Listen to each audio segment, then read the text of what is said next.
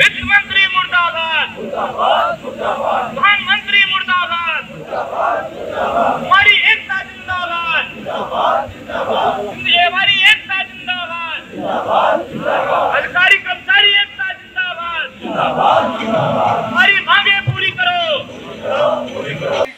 सरकारी बैंकों को निजीकरण को लेकर लगातार जो बैंक कर्मचारी हैं वो पूरे देश भर में विरोध कर रहे हैं। हम इस वक्त जंतर मंतर पर खड़े हुए हैं। यहाँ पर जो ग्रामीण गांव देहात में जो बैंकें होती हैं वहाँ पर जो कर्मचारी जो बैंकों में काम करते हैं वो आज जंतर मंतर पहुँचे हैं पूरे देश भर से। उनसे जानेंगे कि क्या डिमांड है, उनको निजीकरण को लेकर उनका क्या कहना है और रूरल एरिया में जो बैंक कर्मचारियों को समस्या आती है, ऑफिसर लोग कैशियर हो या तमाम पदों पर बैंक के पदों पर कर्मचारी हो, क्या समस्या आती है? पहले तो नाम बताइए सर अपना। मेरा एस वेंकटेश्वर रेड्डी नाम है, secretary general all India regional rural bank employees association हमारा। इसमें एम्प्लॉयज है, ऑफिसर है, रिटायरीज भी है, सारे अब इकट्ठा होकर आज ये धरना कर रहे हैं। मेन डिमांड है ग्रामीण बैंक, ये पब्लिक सेक्टर में गवर्नमेंट ऑफ इंडिया ने इसको स्थापित किया है 1975 में गांधी जयंती के दिन। इसका मेन मकसद लक्ष्य है कि गाँव तक बैंकिंग सुविधा, बैंकिंग सर्विसेज लेके जाना और मेन पिछले वर्गों के लिए, किसानों के लिए, गाँव में जहाँ बैंकिंग सर्विस रहे वहाँ बैंकिंग देने के लिए स्थापित किया है। वो पूरा लक्ष्य 100% सक्सेस हुए।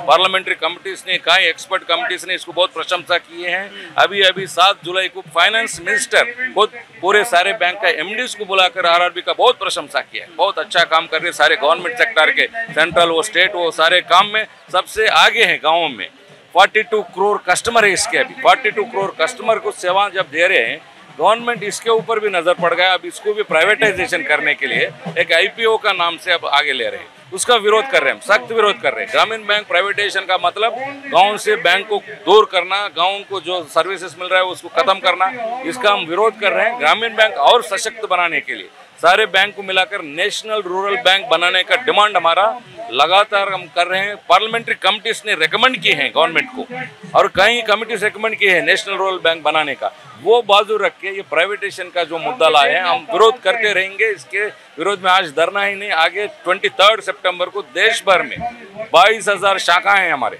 22,000 शाखाएं बंद हो जाएंगे, स्ट्राइक होगा।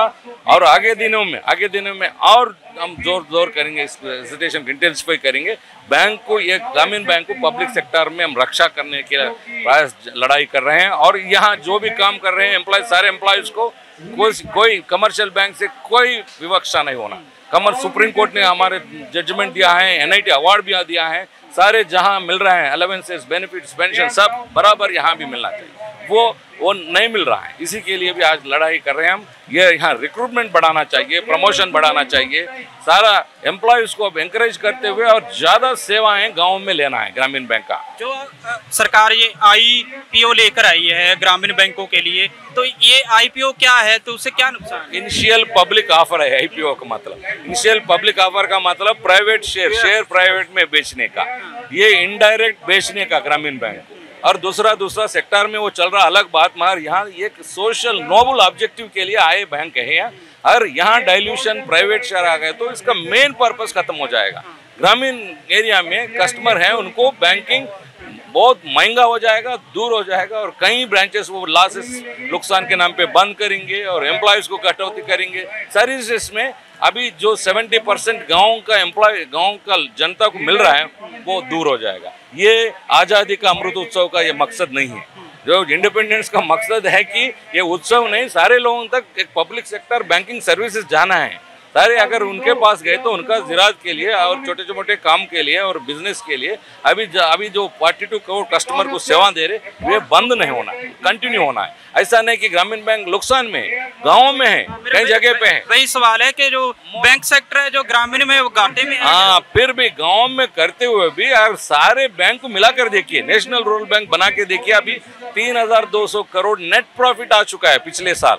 हम गवर्नमेंट को 1,600 करोड़ इनकम टैक्स भी दे चुके हैं, सारे टैक्सेस दे रहे हैं। ऐसा नहीं कि अलग अलग मत देखिए, जम्मू कश्मीर त्रिपुरा नहीं, ऐसा अलग अलग देख के ये लॉसेस में है वो प्रॉफिट में, ऐसा मत कीजिए। पूरा रूरल बैंकिंग सिस्टम प्रॉफिट में है, रिजर्व्स में है, पूरा मिलाकर कंटिन्यू कीजिए, सरकार सेक्टर में रखना चाहिए, ये हमारा डिमांड। प्राइवेटाइजेशन मत करना चाहिए। मान लो कि प्राइवेटाइजेशन हो जाता है ग्रामीण बैंकों का, तो बैंक कर्मचारियों को क्या समस्या आएगी? और गांव देहात के बैंक कर्मियों को तो कटौती करेगा वो अलग बात है, मगर सिर्फ ये बैंक का 95,000 का इश्यू नहीं, 42 करोड़ कस्टमर का भी इश्यू है, इसमें बात दूर हो जाएगा, बैंक सर्विसेज दूर हो जाएगा, ये बैंक सर्विसेज कॉस्ट महंगा हो जाएगा, पूरा इंटरेस्ट बढ़ाएगा और सर्विस के ऊपर चार्ज लगेगा। अभी जो अच्छा मुफ्त में सर्विसेज मिल रहे हैं, सारे कोई भी अनपढ़ वाला आदमी भी ग्रामीण बैंक में ऐसा अपना घर के जैसा आ रहे हैं, वो बंद हो जाएगा। ये बैंक्स पूरा दूर होने का ये जो लक्ष्य था वो नेशनलाइजेशन का ग्रामीण बैंक तब वो पूरा भूस्थापित हो जाएगा। सरकार का ये भी कहना है कि जो बैंकों का निजीकरण हो रहा है, इसमें जो बैंक कर्मचारी है वो सही से काम नहीं करते हैं और देश के विकास के लिए भी ये सही है। वो आप जो बोल रहे हैं, फाइनेंस मिनिस्टर खुद ने अब 7 जुलाई को मैं बोला ना, उन्होंने ये प्रशंसा किया है। जो जितने भी हम सरकार के स्कीम से सारे में ग्रामीण बैंक इतना अच्छा काम कर रहे हैं, इसमें पूरा अब लगभग ये अभी 47 ईयर्स में गवर्नमेंट का सरकार का सिर्फ 2,200 करोड़ का ये कैपिटल है, उसके ऊपर अब हम काम कर रहे हैं। 9,36,000 करोड़ का प्रॉफिट कर रहे हैं, ये बिजनेस कर रहे हैं 42 करोड़ कस्टमर को। इससे बढ़िया और मुनाफा क्या हो सकता है गवर्नमेंट के लिए? तो ये अगर एम्प्लॉइज काम नहीं किए तो ये कैसा होगा? इतने सारे सर्विसेज कैसा होगा कितने सारे लोगों को? एम्प्लॉइज का मेहनत की वजह से, इन कन्विक्शन की वजह से ही ये सारा बिजनेस डेवलप हो रहा है, प्रॉफिट कमा रहे हैं और सारे सर्विसेज मिल रहे हैं। ये झूठ बात है, एम्प्लॉय की वजह से नहीं, गवर्नमेंट के कानून की वजह से जो भी हो रहा है। और जहाँ पॉलिटिकल एक जगह बोलते हैं कि लोन वेवर बोलते हैं, वो नहीं देते हैं, और सीजनल भी एक जगह अलग अलग सीजन की वजह से भी रिकवरी में कोई प्रॉब्लम होता है हर जगह, कुछ जगह पे।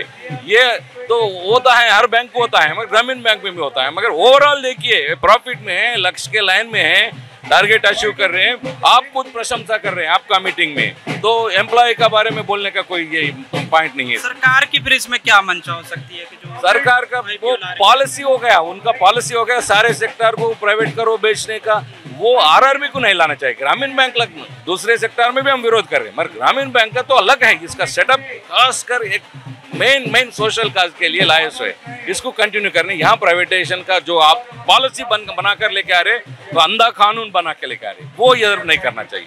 आज केवल जंतर मंतर पर ही आपका प्रोटेस्ट है जहाँ पूरे देश भर में, और कितने कर्मचारी हैं जो आज हड़ताल कर रहे हैं? आज देखिए सारे 43 ग्रामीण बैंक के हेड ऑफिसेस पर धरना हुआ, रीजनल ऑफिसेस पर धरना हुआ, स्टेट लेवल में धरना, ये फेज वाइज पिछला 2 महीने से हमारा चल रहा है। सारे एमपीज को वेट कर रहे हैं हम, और ये आज का धरने के बाद स्ट्राइक है।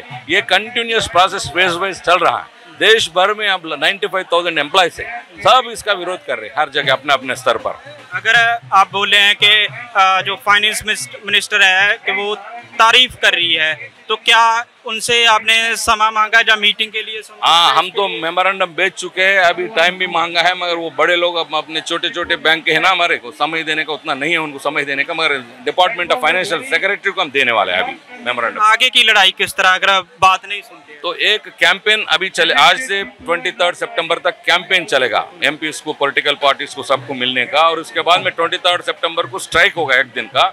इसके बाद में आगे दिनों में 2 दिन का, 3 दिन का, फिर अगला पार्लियामेंट सेशन में फिर धरना करने का, ये लगातार रहेगा। बहुत बहुत शुक्रिया। तो ये ग्रामीण बैंकों में जो बैंक कर्मचारी है, ये आज प्रोटेस्ट कर रहे हैं जो एक निजीकरण को लेकर के जो सरकार आईपीओ लेकर आई है ग्रामीण बैंकों के लिए, जिसके तहत ग्रामीण बैंक का निजीकरण हो जाएगा। उससे बैंक कर्मचारियों को तो कटौती होगी, जो गांव देहात में लोग रहते हैं, 42 करोड़ लोगों को जो सुविधा मिली है वो भी बंद हो जाएगी। मैं रविंदर सिंह, MNTV, दिल्ली।